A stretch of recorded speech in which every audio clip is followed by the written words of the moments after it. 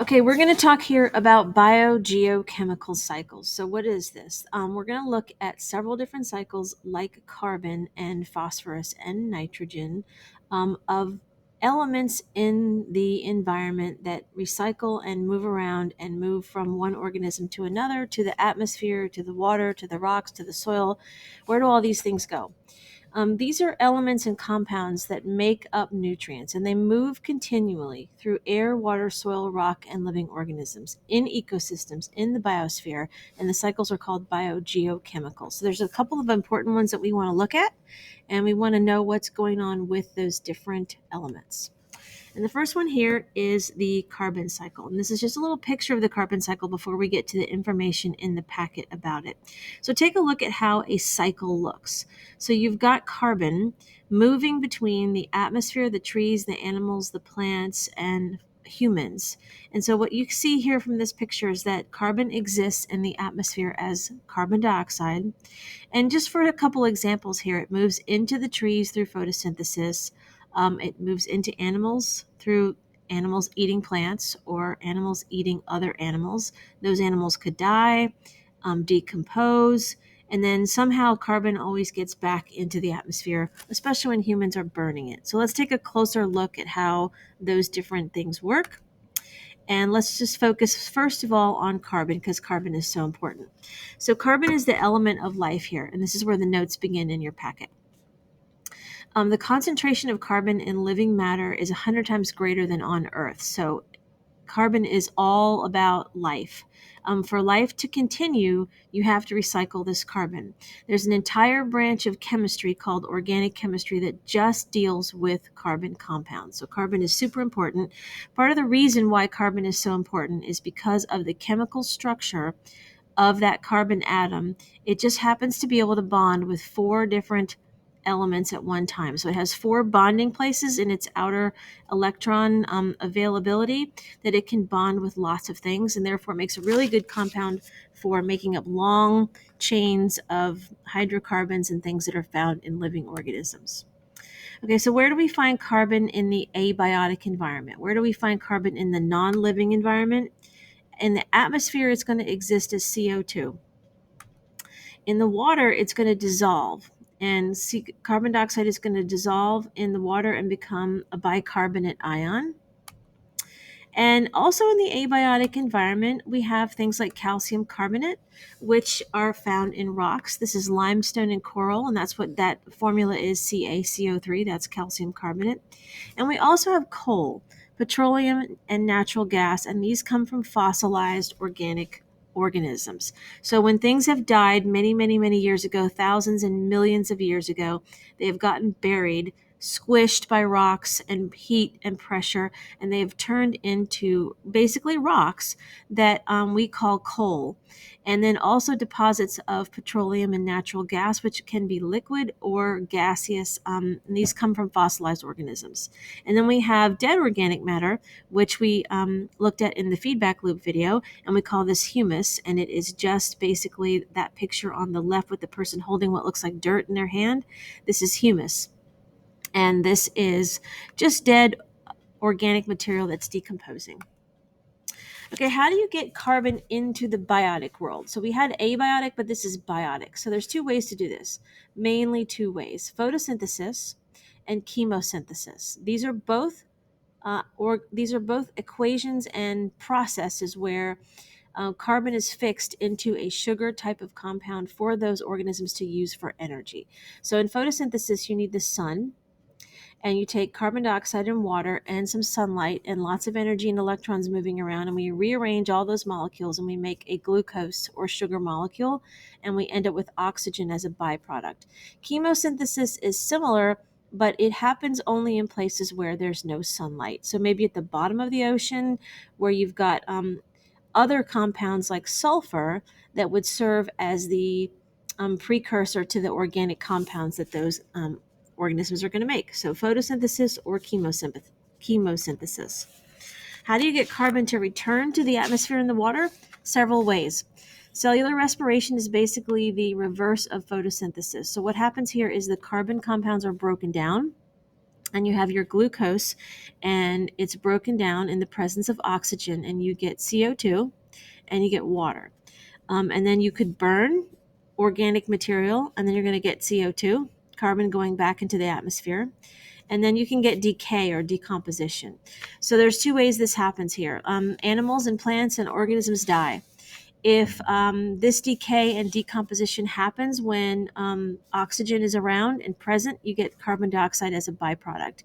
If there's no oxygen present, and there's a lot of places like wetlands and landfills and things where there's not a lot of oxygen, but things are still decaying, and if that happens, you just have a different chemical reaction and you get methane that gets into the atmosphere, but that still contains carbon. So those are two ways there that oxygen and non-oxygen environments can influence the decay of organisms and where the carbon is going. Okay, this is another picture of the carbon cycle here. And what this is showing you is carbon stores and carbon sinks, what we call a sink and a source.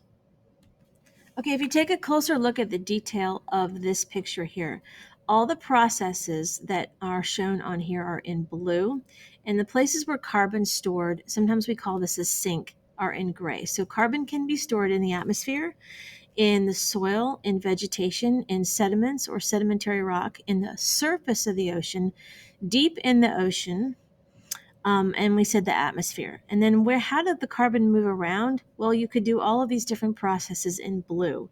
So you can burn fossil fuels, you can have decay, respiration, natural burning like forest fires, carbon dioxide exchange between the ocean and the atmosphere. Photosynthesis is really the only way on this whole picture that carbon comes out of the atmosphere.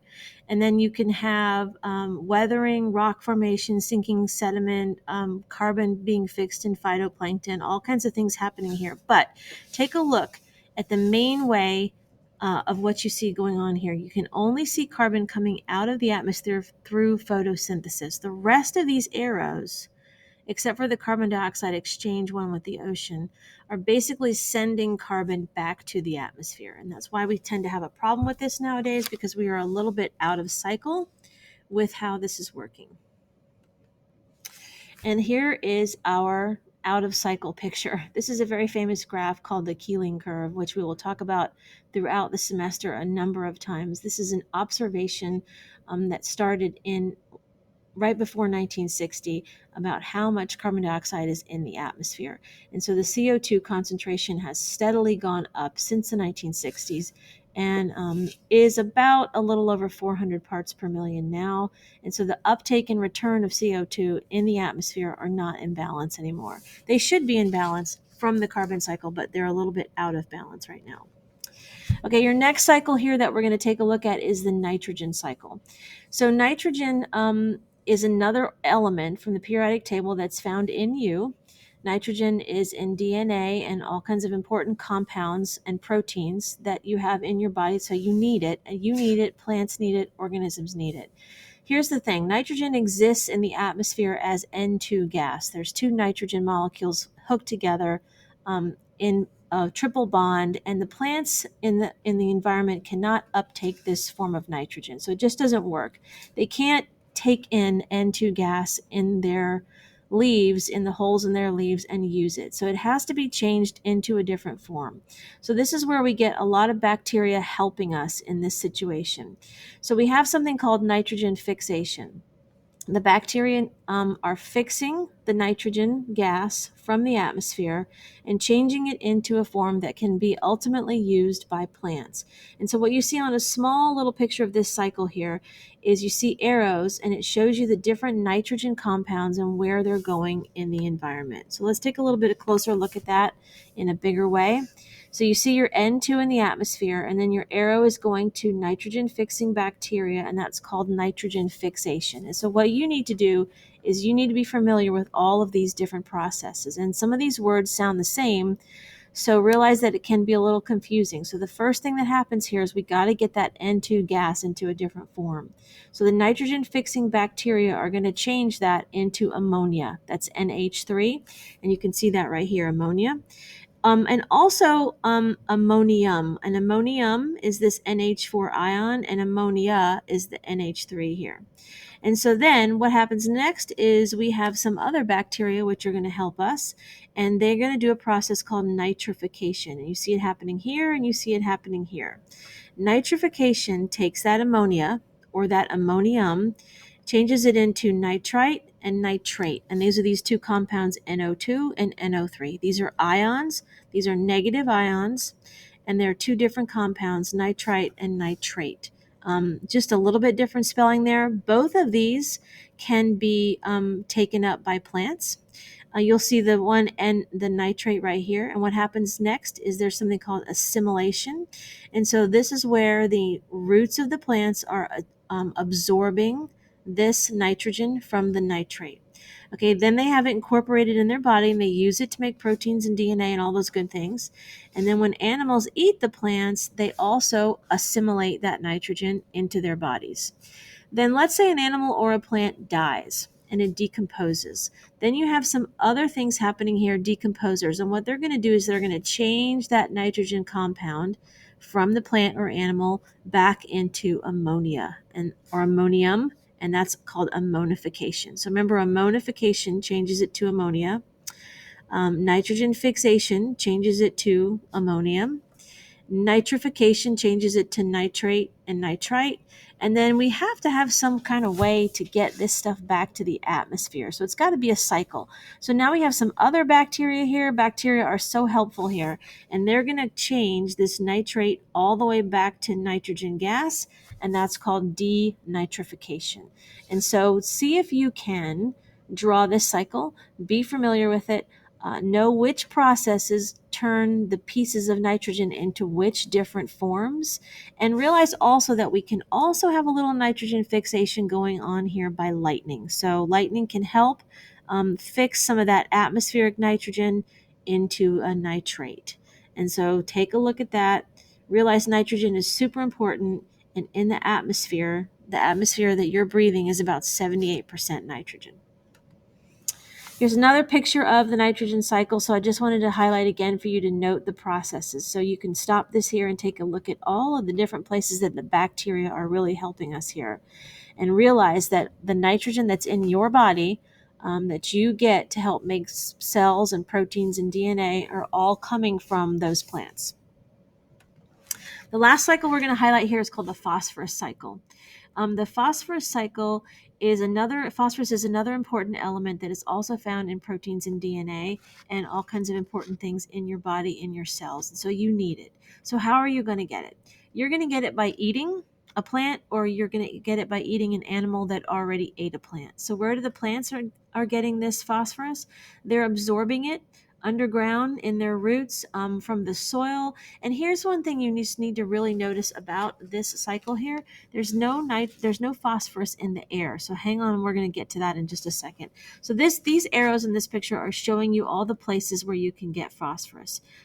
It can be in rocks, it can be weathered, it can be carried into the ocean and the water, it can deposit itself in sediments, it can be in the soil, it gets absorbed by plants and then eaten by animals and then re-put into the environment by decomposition.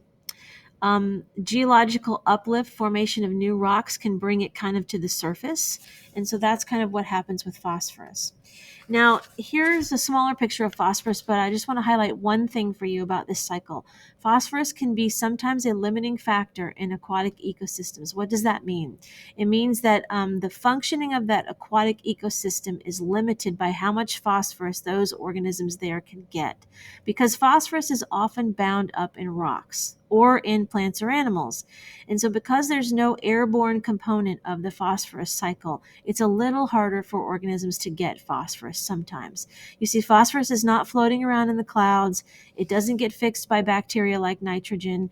It doesn't get pulled into plants like CO2 from the air. It just has to come from the soil or the water or the rocks. So it makes it a little harder for organisms sometimes to get that phosphorus. And so those are the basics of the three cycles that we want you to learn about: carbon, nitrogen, and phosphorus. You should be familiar with where are the sources of these elements, where are they stored, Sometimes we call that a sink.